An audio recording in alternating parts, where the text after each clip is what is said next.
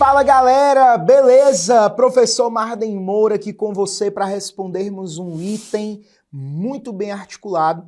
Vou começar lendo o texto proposto para a resolução da questão e depois a gente vai no enunciado, texto, comando e depois comentamos cada alternativa para você entender direitinho a lógica por trás desse item. Vamos lá?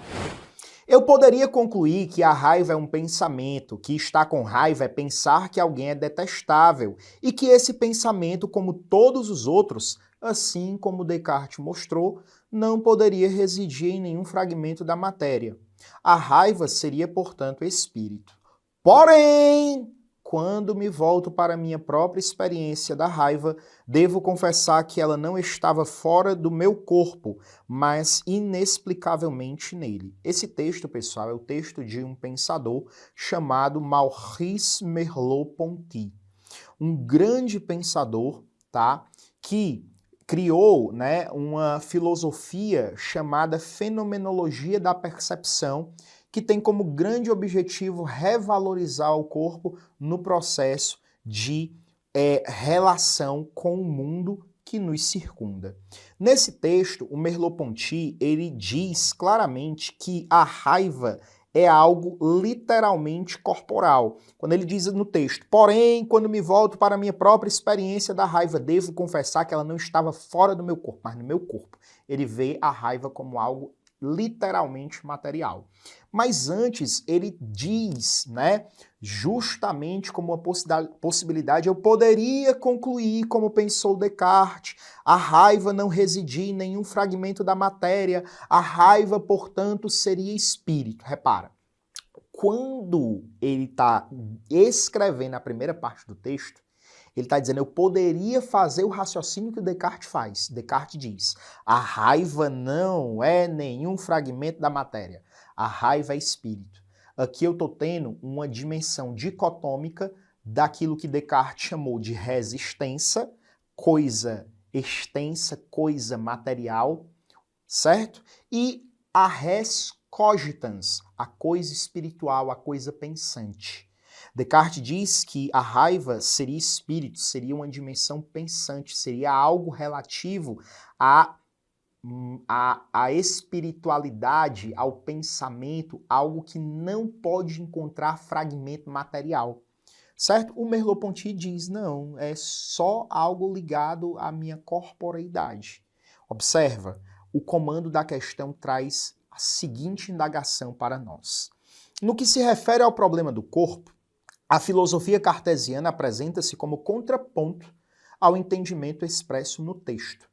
Ou seja, eu quero a alternativa que expressa o contraponto da filosofia cartesiana ao problema do corpo que o Merleau-Ponty está trazendo. Olha só, para Merleau-Ponty a raiva ela é única e exclusivamente algo ligado ao corpo, à materialidade. Para Descartes a raiva não é uma coisa material, é uma coisa o quê? Espiritual. A raiva não tem fragmento de matéria, a raiva é, portanto, espírito. Res cogitans e resistência que estão, de algum modo, presentes na estrutura de pensamento dicotômica do Descartes. Alternativa A, apresentar uma visão dualista. E aqui a gente se depara com a alternativa correta. O que é a visão dualista do Descartes? A raiva não pertence ao corpo, a raiva pertence à dimensão espiritual. Ok? Isso é o que nós chamamos de dualismo. Todas as vezes que você ouvir falar de Descartes, você vai lembrar do RID, R-I-D, racionalista, inatista, dualista. Racionalista, inatista, dualista, ok? Então, a alternativa correta, a alternativa A.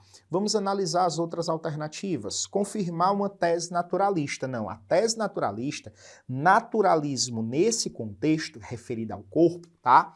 É algo mais vinculado à antiguidade, não propriamente a um debate moderno, que é esse debate que está se apresentando no pensamento do Merleau-Ponty, mas que remonta, à época lá da modernidade com as teses dualistas cartesianas. Alternativa C, demonstrar uma premissa realista. Não, pessoal, a premissa realista é a premissa do Merleau-Ponty, não a premissa cartesiana. Premissa realista, a raiva é uma coisa corporal, isso é real, isso é uma concepção realista do funcionamento, do nosso sistema nervoso, como é que isso se manifesta no nosso corpo, mas eu quero o contraponto que a filosofia cartesiana se expressa em relação ao texto.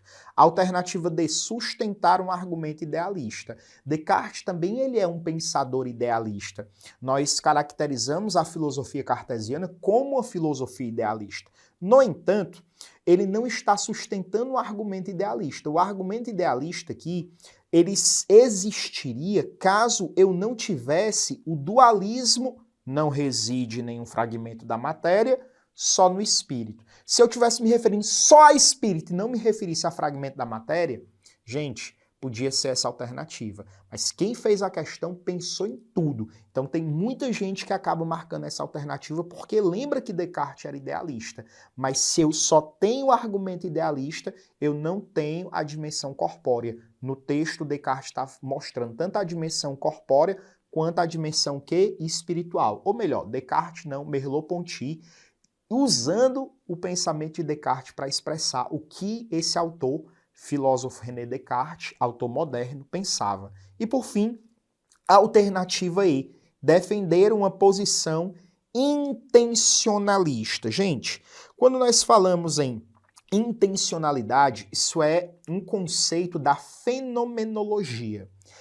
Quando nós dizemos que a consciência é intencional na fenomenologia, nós queremos dizer que a nossa consciência é sempre consciência de alguma coisa.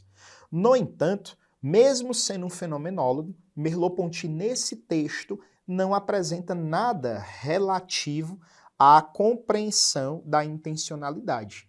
E mesmo que ele apresentasse, o texto comando está se referindo à filosofia cartesiana, que se apresenta como um contraponto ao entendimento expresso no texto. Por quê? Porque a filosofia cartesiana, ela apresenta uma visão dualista. Não porque ela defende uma posição intencionalista, que isso é típico da fenomenologia, e Descartes nem conhecia a fenomenologia, uma vez que isso é um pensamento contemporâneo. Descartes, racionalista, inatista e dualista, e defende, portanto, uma visão dualista nesse texto, ok? Espero que você tenha entendido direitinho e a gente sempre se encontra no próximo vídeo. Valeu, pessoal!